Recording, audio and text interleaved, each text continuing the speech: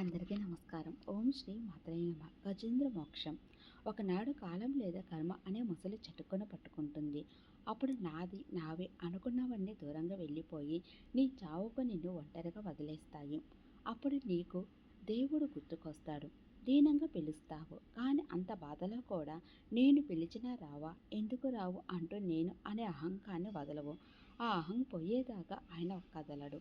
చివరకు నీ శరీరం కూడా సహకరించిన పరమ దీనస్థితిలో నీవే సర్వం, నేను అనేది ఏమీ లేదు అనే స్పృహ కలుగుతుంది. ఆ క్షణం నువ్వు పిలవకపోయినా ఆయన ఏ స్థితిలో ఉన్నా సరే నీ కోసం పరుగులు తీస్తూ వచ్చి రక్షిస్తాడు. అదే గజేంద్ర మోక్షం. అందుకే ఇది విన్నా చదివినా చెడు కలలు రావు, వాటి వల్ల వచ్చే ఫలితాలు ఉండవు అంటారు. ఎందుకంటే సంసారం ఒక దుస్వప్నం. కళలో ఉన్నవన్నీ కల్పితాలే అయినా నిజమని ఎలా భావిస్తామో అలాగే మన జీవితం కూడా మాయ చేత నడపబడుతుంది. కనబడే శరీరం కాదు, ఆత్మ శాశ్వతమని తెలుసుకోవాలి. అది తెలియాలంటే నేను అనే అహం పోవాలి. అది పోయిన మరుక్షణమే దుస్వప్నం లాంటి జన్మలు కర్మలు తొలగిపోయి శాశ్వత సత్యం నిరితశయ ఆనందమైన మోక్షం కలుగుతుంది. ఈ వీడియో మీకు నచ్చితే లైక్ చేయండి, షేర్ చేయండి.